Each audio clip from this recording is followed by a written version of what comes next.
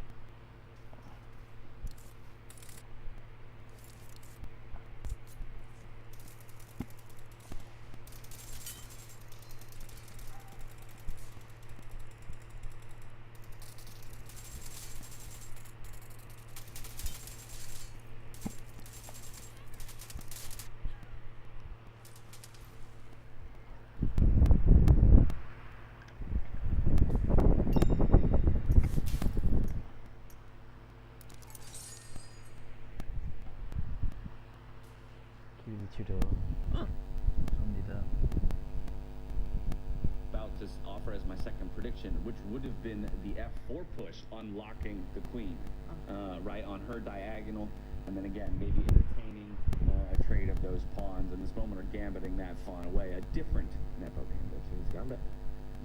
Yeah, really the king's gambit. And it's actually one of the openings that we've seen Jan Nepomniachtchi employ so many times in standard chess. So again, surprising that he just didn't take a pause, because he had a huge opportunity to get it on the board with perhaps interest in this case.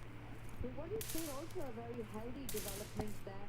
You know, he's targeting the most active bishop that Vincent has. Meanwhile, notice how Jan's light square bishop cannot come under any threat or any attack right now. I wonder if Jan's got in his mind the opportunity or the plan to go castle on the left side of the board. And in this case, I almost want to call it queenside castling as we do in traditional chess, because it's just becoming a normal chess position, this one. Yeah, this is a decision, and yeah, I think for Vincent Keimer, totally understandable his desire to go for symmetry, but yeah, it doesn't guarantee safety, unfortunately, and already we see the clock situation. It's going to persist, this dynamic. Already Jan Nepomniachtchi 1.5 minutes up. He's into the center with the black knight. Big threat. Big decision by Vincent Keimer. He's attacking this undefended pawn, the only undefended pawn. As I mentioned a bit earlier, that would come with a nasty fork as well. And not the easiest pawn to defend in the position. You don't want to give up your bishop for that knight so early on. You know, relinquishing the bishop there early in the opening. Not a happy choice. You can't really bring out your knight to defend that pawn, because then there has to be grabbed. If you fall back with your bishop, then you lose that bishop pair as well. You know, the light square bishop. I'm just wondering, how is Jan actually going to defend this big threat? Not easy. You might have to start with the bishop pair. The only other way is to use the king, but nobody is going to play that. In chess in general. Nobody. There's a couple 800s out there that would do that. But to the top goodness, 800s and 2800s essentially will do. This is unreal. And guess what? It was by far the top computer move. Let's go. Not keeping up the bishop pair, apparently, in the packing order, comes over castling rights. White king will not castle, white king will be in the center for most of this game. This But better not to part with the bishop. nothing like standard chess anymore. Everything on the board, and you just bring your king out. Oh my goodness. You love to see it though. This is the kind of, this is the kind of action you want to see in a tiebreak. James, you and Jan are totally synced for this one. You know, he started with your first move, the king coming out. Yeah, but I don't know if that's a good thing. I don't know, if you were to tell Jan Nepomniachtchi that, he might be like, can we reset? Can we start over? I'm not so sure about that one, but we did talk about how these time controls likely favor Jan Nepomniachtchi. We did put it to you at home to weigh in on the conversation. Who will reach the semifinals through the tiebreaker? Would it be Jan Nepomniachtchi or Vincent Keimer? 60% of the vote going to Jan. 38% think our defending champion will make it through the semifinals. think a lot of that is influenced by that 17th piece, the clock management that we've been seeing by both these players. Jan's form also coming into this tournament is absolutely incredible, and that's a big move. You know, we call it the King's Gambit in standard chess when it's played a couple of moves earlier. But similar idea, you want to open up the center. How safe is Jan's king feeling? How safe is Jan's queen feeling? Oh, Jan's queen, I think, is actually feeling safer than Vincent's queen. Vincent's queen is the real problem. She's in this position to get in the way of castling. It's being stared down by the white bishop. The black bishop retreats because that was slightly vulnerable. The threat was actually to trade off pawns in the center before taking away this black knight, and the bishop would have been very much loose on this square. So a retreat from Vincent Timer, but if the white knight starts to play, the white king can later slide back into the action. You can imagine the knight's moving, the white rook coming across somewhere, and then the king will slide back. I think he's pretty safe here again upon the issue, and I just want to point out, using speed as a weapon again. He made that king move after just 30 seconds of thought. For most of us, it would take 30 minutes of thought. What is that? Is that intuition at play? Because you can't sit and calculate at this moment and play this move. Yeah, intuition. He's got great kind of risk-reward assessment skill upon the issue. He takes a decent amount of risk in general, but he only does it in measured, controlled terms. And I don't think the king is necessarily the biggest factor in the position. White's ahead in development, white is ahead in any attacking transition. It's so unsettling when your opponent plays a move like that, barely taking any time. Making that king move in seconds, getting over that as a first shot, and then Jan's knight is not going to stop there. It's coming to the center of the board, further up, you know, starting to target that bishop as well, and asking questions to the knight at the center of the board. I think that knight jump is another problem that Vincent has to watch out for. He does control the square, looking at his trade if the knight was to arrive there. I think if the knight arrives in the center, some ideas of hitting the pawn, the black king is just going to move out. If you know the image, copying Jan's head. Yeah, at this point I actually wouldn't hate it so much just because now the queen, the rook can slide over and just kind of take that file behind the bishop. You know. There are some lines to calculate, I think, down there. There will be some trades which need to be assessed and evaluated. It would be hilarious, though. He played for the memes, but we know Vincent Timer is not a streamer. Yeah, but I mean, to your earlier point, Tanya, when a player makes a move like that, you kind of go, what do they know about this position that I don't, right? Exactly. And there's a lot they know, but we don't. But, okay, so the pawns, and Vincent catches with a pawn, and so the bishop even. Vincent catches with a pawn here to control the central square.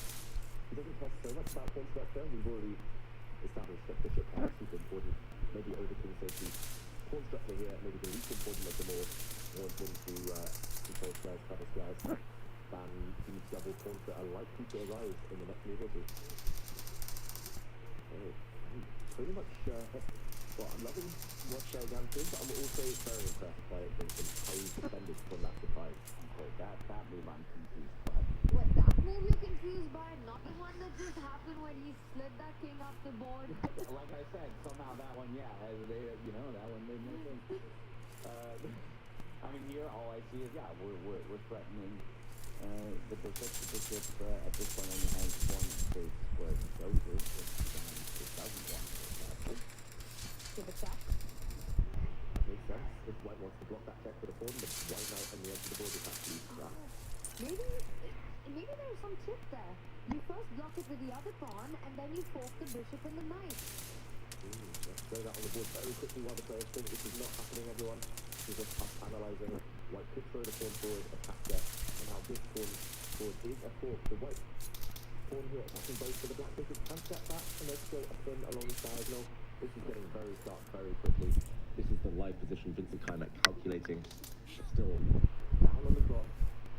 He is the one answering questions, although the position has stabilised somewhat with the last few moves.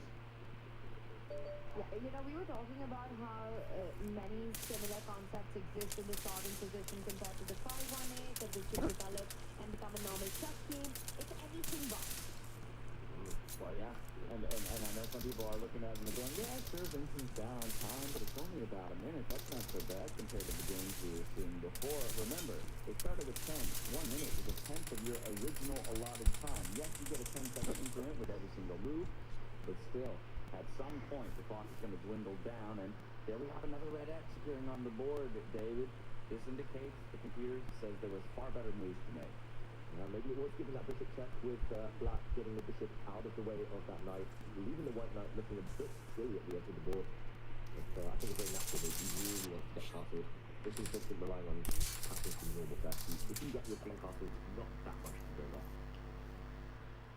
I have to say, I mean, Winston's clock management so far, yes, he's lost some time, but it's pretty much level with Jan's time. And I think that's the important differentiator here.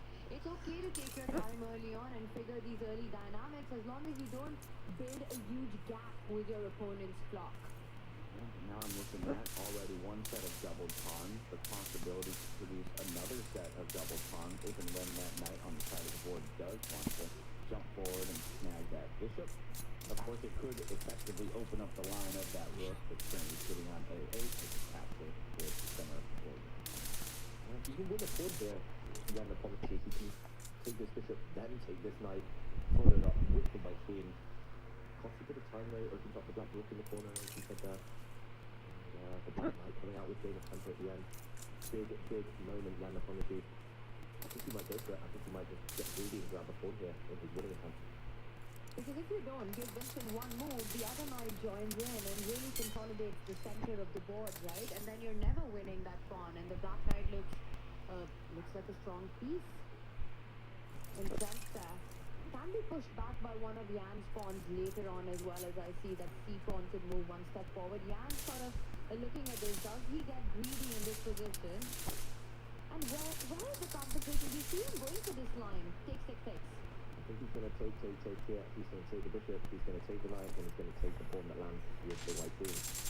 He's not a pawn grabber by nature though. I did mention Jan Nepomniachtchi. He prefers to give the pawn and have the initiative, have the momentum. He's happily giving away a pawn for 3 moves, for example, in most openings in traditional chess. But here, with the white king in the center, opening things up in the middle, it comes with risk. It's not 100% risk-free. Wow, and Jan for the first time in the match has less time on the clock than Vincent timer. Wow. Really is a surprise. That is one we didn't expect.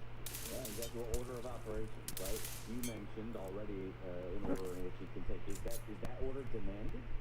Again, one of the things I find most difficult in chess is the calculation of which piece is the correct one to take first when I have multiple options. Yeah, that's a very good point, because the white bishop taking this knight would allow the black bishop to take, in the sense that the black bishop could have saved itself. Instead, we see the threat of the queen exchange, the offer denied by Vincent Keimer. Now, one thing not to do is push this white pawn forward, because the black knight will actually go to jump with a check and win this white rook in the corner. It's going to be very hard to evict this knight, it's going to be said. I do not like what Jan Nepomniachtchi has just done. The black knight's coming out, and it's going to be hard to evict this knight from the middle. He had to do that before trading the knight for the bishop and opening up the A line, opening up these tactics that you're pointing out. But instead, Jan's approach is, I'm going to stop Vincent from castling on the right side of the board. He's cut off that F5. So will Vincent's king now find safety on the left corner? The moment you do that, you're getting your rook out of the way, and that's when Jan will strike in the center, pushing that knight away once the rook leaves the A file.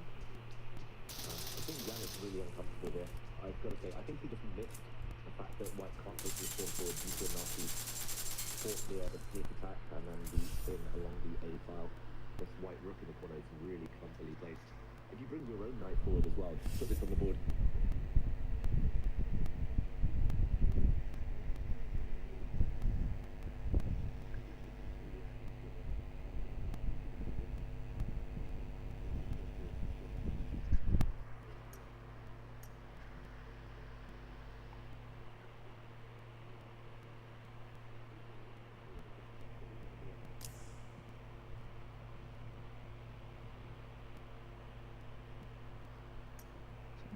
म एकलाई restart गराउँछु भाइ